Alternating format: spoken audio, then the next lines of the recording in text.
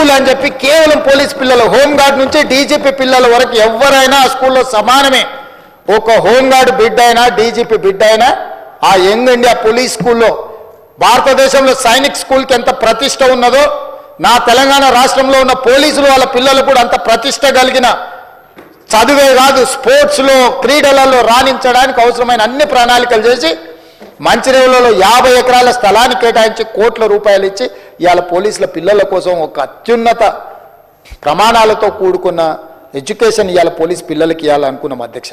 ఇవాళ వాళ్ళు మన రక్షణ కోరుకుంటున్న వాళ్ళు, మనల్ని కాపాడుతున్న వాళ్ళు, ఈరోజు రాష్ట్రం ప్రశాంతంగా ఉందంటే అది పోలీస్ శాఖ వల్ల కాదా అధ్యక్ష? వాళ్ళు ఏముంటుంది అధ్యక్ష? వాళ్ళ పిల్లలు మంచి చదువులు చదువుకోవాలి, వాళ్ళ పిల్లలు రాణించాలనుకుంటారు. వాళ్ళ జీవితం ఎట్లాగూ ఇట్లా గడిచిపోయింది, మా పిల్లలైనా బాగుండాలని కోరుకుంటారు. ఎప్పుడు ఆలోచన చేసిరా అధ్యక్ష? ఏ రోజైనా ఈ రాష్ట్రంలో ఉన్న 1,00,000 మంది పోలీస్ సిబ్బంది గురించి అయినా ఆయన ఆలోచన చేసిండ్రా? డీజీపీ నుంచి హోంగార్డ్ వరకు పోలీస్ సిబ్బందిని ప్రత్యేకంగా వాళ్ళకు ఒక వ్యవస్థ ఉండాలి అని ఈరోజు ఒక అడిషనల్ డీజీ క్యాడర్ ఆఫీసర్ను పెట్టి ఒక వ్యవస్థను బ్రహ్మాండంగా ఏర్పాటు చేసి ఈరోజు పోలీస్ స్కూల్ని ఏర్పాటు చేసినాం కదా అధ్యక్ష.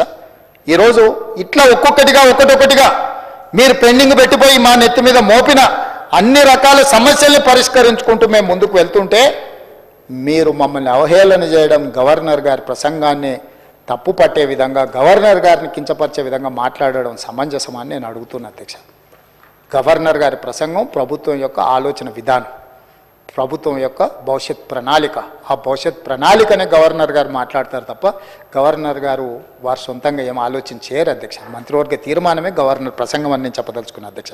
అదేవిధంగా అధ్యక్ష, ఆరోగ్యం మీకు తెలుసు, డిజిటల్ హెల్త్ కార్డు ఇవ్వాలనుకుంటుంది ప్రభుత్వం. ప్రతి ఒక్కరికి ఒక హెల్త్ ప్రొఫైల్ క్రియేట్ చేసి, దామోదర రాజనరసింహ గారు ఆయన by qualification engineer, by nature is an social doctor, సామాజిక బాధ్యత కలిగిన చైతన్యం కలిగిన వ్యక్తిగా, ఇంజనీరింగ్ గ్రాడ్యుయేట్గా వారికి ఆ బాధ్యత ఇచ్చి ఈ రాష్ట్రంలో ఉన్న 4 కోట్ల ప్రజలకు అందరికీ ఒక హెల్త్ ప్రొఫైల్ క్రియేట్ చేసి హెల్త్ డిజిటల్ కార్డు క్రియేట్ చేయడం అనేవి కాకుండా ఉస్మానియా యూనివర్సిటీ హాస్పిటల్ని కుప్పగూలుతుంటే కూడా పట్టించుకోకుండా ఊరుకుంటే 30 ఎకరాల గోషమాయిల దగ్గర 30 ఎకరాల 2,700 కోట్లు, దాదాపుగా 3,000 కోట్లతోని ఈరోజు ఉస్మానియా నూతన హాస్పిటల్ నిర్మించడానికి దామోదర రాజనరసింహ గారి నాయకత్వంలో ఈరోజు మా ప్రభుత్వం నిర్ణయం తీసుకున్నది. ప్రజల వైద్యానికి సంబంధించింది కాదా?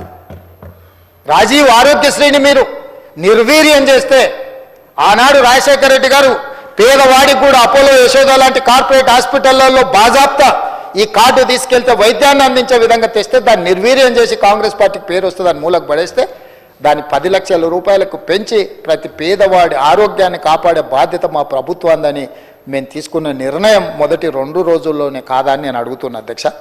అదేవిధంగా ఆ రాజీవ్ ఆరోగ్యశ్రీలో కూడా 163 మెడికల్ ప్రొసీజర్లను అదనంగా యాడ్ చేసి వాళ్ళందరినీ వివిధ రకాల డిసీజులు వస్తే కూడా వాళ్ళకు వైద్యాన్ని అందించాలి అని చెప్పి ఈరోజు మా ప్రభుత్వం నిర్ణయం తీసుకున్న మాట వాస్తవం కాదా అధ్యక్ష? మెడికల్ కాలేజ్ జీవోలు ఇచ్చి పోయింది అధ్యక్ష. 8 మెడికల్ కాలేజీలకు అడ్మిషన్లు కూడా ఇయ్యలే all India medical council. Damodara Rajanarasimha గారు మా అధికారులు పోయి ఢిల్లీలో కూర్చొని ఆ 8 మెడికల్ కాలేజీలకు అన్ని రకాలుగా రేషనలైజ్ చేసి కేంద్రం నుంచి అనుమతులు తీసుకొచ్చినాం అధ్యక్ష. ఎంతసేపు ఉన్న కేంద్రం మెడికల్ కాలేజీలు ఇయ్యలే అంటే నువ్వు అసలు లెటరే పెట్టలే, నువ్వు అడగనే లేదు. నీ తెలంగాణ రాష్ట్రానికి మెడికల్ కాలేజీలు కావాలని నువ్వు అడగనే లేదు. నువ్వు చేసిన తప్పిదాలను కప్పిపుచ్చుకోవడానికి మంది మీద నెట్టేసి ఒకటి కేంద్రం మీద, ఒకటి ప్రతిపక్షం మీద, ఒకటి పాలకపక్షం మీద, ఒకటి కాంగ్రెస్ పార్టీ మీద, ఊరి మీద, అందరి మీద నెట్టేసి నీ పాపాలన్నీ కడుక్కోవాలనుకుంటే రికార్డులు అక్కడ ఉంటాయి కదా అధ్యక్ష. ఉన్న వరంగల్ కానీ, లేకపోతే అల్వాల్ కానీ, లేకపోతే ఎల్బీ నగర్ కానీ, లేకపోతే నిమ్స్ కానీ మొదలు పెట్టించినావు, కాంట్రాక్టులు ఇచ్చినావు, కమిషన్లు తీసుకున్నావు, పోయినావు.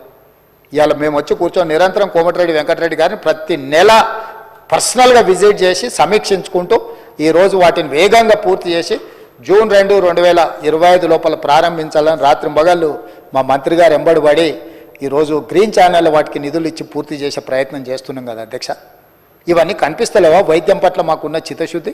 ఎక్కడైనా చిన్న సంఘటన జరిగితే దాన్ని తీసుకొని చిలువలు పలువలు చేసి దాన్నే మొత్తం ప్రచారం చేసి మొత్తం వ్యవస్థ కుప్పగూలిందని అంటే అందులో సమస్యలు లేవనెత్తుతున్నట్టు కనిపిస్తలేదు అధ్యక్ష. వాళ్ళ పైశాచిక ఆనందంగా అనిపిస్తుంది, సంతోషంతో గంతులేస్తున్నట్టుగా అనిపిస్తున్నారు అధ్యక్ష. సమస్యలు లేవనెత్తుతే ఇప్పుడు కమ్యూనిస్టు సోదరులు ఉన్నారు, ఎక్కడైనా ఏదైనా సంఘటన చేస్తే సమస్యలు లేవనెత్తే దానికోసం నిరసన చేస్తే దానికోసం వీధుల్లోకి వస్తారు. వాళ్ళు చెప్తే ఏదైనా ఉంటే మేము సావధానంగా దాన్ని ఒక ఇష్యూని రేజ్ చేస్తున్నారు, దీన్ని మనం అటెన్షన్తో ఉండాలి అని అధికారులకు అందరూ సూచన.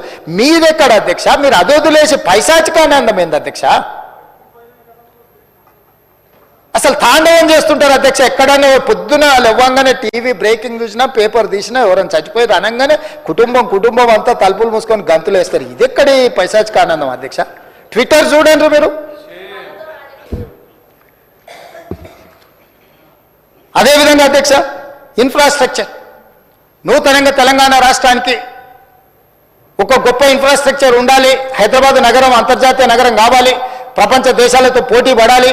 పక్కనున్న బెంగళూరు, ముంబయో, లేకపోతే చెన్నైయో, లేకపోతే ఢిల్లీయో కాదు, న్యూయార్క్, టోక్యో, సియోల్ లాంటి నగరాలతో పోటీ పడాలని ఈరోజు మన వల్ల అయింది మనం చేసి కేంద్ర ప్రభుత్వ సహకారం తీసుకోవాలని మా ప్రభుత్వం చేస్తుంది. నిన్న మొన్న ఆయన పదే ఢిల్లీ పోతున్నాడు అని ఏదో అన్నాడు అధ్యక్ష. లిస్టు కూడా చెప్పదలుచుకున్నాను నేను ఇప్పుడు ఈ సందర్భంగా.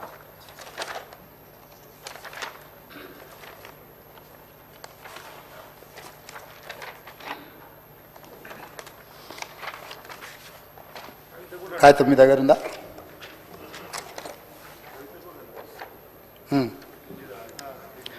ఢిల్లీకి ఏమైనా గోటీలు ఆడుకోనికి పోతున్నా అధ్యక్ష? నేనేమన్నా 32 సార్లు పోయినా అధ్యక్ష ఢిల్లీకి, ఒక్కసారి కాదు. భవిష్యత్తులో ఇంకా 300 సార్లు అయినా పోతాం అధ్యక్ష. ఈ 15 నెలల్లో నేను 32 సార్లు ఢిల్లీకి పోయినా. 32 సార్లలో 3 సార్లు ప్రధానమంత్రిని కలిసిన, మిగతా అందరు కేంద్ర మంత్రులను కలిసిన, ఇంక్లూడింగ్ కిషన్ రెడ్డితో సహా, బండి సంజయ్తో సహా ప్రతి ఒక్కరిని కేంద్ర మంత్రులను కలిసినాం. అసలు కేంద్ర రాష్ట్ర ప్రభుత్వాల యొక్క సత్సంబంధాలు, రాజ్యాంగంలో పొందుపరిచిన విధానాలను వీళ్ళు మర్చిపోతే అధ్యక్ష. కేంద్ర రాష్ట్ర ప్రభుత్వాల మధ్యలో ఉండాల్సిన, కొనసాగించాల్సిన సత్సంబంధాలు, కేంద్ర ప్రభుత్వ పరిధిలో ఉండే అంశాలు, రాష్ట్ర ప్రభుత్వ పరిధిలో ఉండే అంశాలు, కేంద్రం రాష్ట్ర పరిధిలో ఇద్దరిలో కలిసి ఉండే అంశాల ప్రాతిపదికన నిర్ణయాలు జరుగుతాయి అధ్యక్ష. అనుమతులు ఇవ్వాలి, నిధులు ఇవ్వాలి, దానికి సంబంధించిన విషయాలను మనం కేంద్రానికి విడమర్చి చెప్పాలి. ఈరోజు నేను ఢిల్లీకి వెళ్ళినప్పుడల్లా ఢిల్లీకి పోయినా కలిసిన నరేంద్ర మోడీ గారిని, దేశ ప్రధానమంత్రి. ఈ దేశ ప్రధానమంత్రిని గౌరవించే సంస్కృతి నాకున్నది, మీకు లేకపోవచ్చు. మీరు కేసుల కోసమే చీకట్లు గెలుచుకుంటూ ఉండొచ్చు. మీరు మీ సంపాదనను కాపాడుకోవడానికి మీరు ఎవరైనా కాళ్ళు పట్టుకోవచ్చు. నాకే ఉంది, బాజాప్తా కలిసిన బడేబాయ్ అన్నాడు. Yes, on the floor, on record. నేను మళ్ళొకసారి చెప్పదలుచుకుని, దేశ ప్రధానమంత్రి ఏ రాష్ట్ర ముఖ్యమంత్రికైనా పెద్దన్న లాంటి వాడే. రాష్ట్రాల ముఖ్యమంత్రులు, రాష్ట్రాల కూడికనే కేంద్రము. రాష్ట్రాలలో ఉండే ముఖ్యమంత్రులకు ప్రధానమంత్రి పెద్దన్న లాంటి వాడు. ప్రధానమంత్రి తీసుకునే నిర్ణయాలు, కేంద్ర మంత్రివర్గం తీసుకునే నిర్ణయాలకు రాష్ట్రాల అభివృద్ధి కోసం ఉపయోగపడుతుంది. ఇందులో రాజకీయం ఏముంది అధ్యక్ష? రాజకీయాలు వచ్చినప్పుడు ఆయన భారతీయ జనతా పార్టీ నాయకుడు, నేను కాంగ్రెస్ పార్టీ నాయకుడిని. నా పార్టీ ప్లాట్ఫామ్ మీదకి వచ్చినప్పుడు నా పార్టీ విధానం మాట్లాడతా. ప్రభుత్వం వచ్చినప్పుడు కేంద్ర ప్రభుత్వం తీసుకోవాల్సిన సహకారం తీసుకుంటా. వెళ్ళినప్పుడు శంకర్ వచ్చాడు మిత్రుడు కొన్నిసార్లు. రేపు వెళ్ళాలి చూస్తే మహేశ్వర్ రెడ్డి గారిని అయినా తీసుకొని వెళ్తా. ఒకవేళ వాళ్ళకి పరిచయాలు ఉన్నాయి, దానివల్ల తెలంగాణ రాష్ట్రానికి ఉపయోగపడతాను. కిషన్ రెడ్డి గారిని 4 సార్లు కలిసినాం, మాట్లాడినాం, 5 సార్లు మాట్లాడినాం. నాకేముంది అధ్యక్ష? ప్రజలు నిర్మలా సీతారామన్ గారిని, లేకపోతే అమిత్ షా గారిని, అందరినీ కలిసిన అధ్యక్ష. నేను కలవని మంత్రి ఎవరైనా కేంద్రంలో ఉన్నాడా?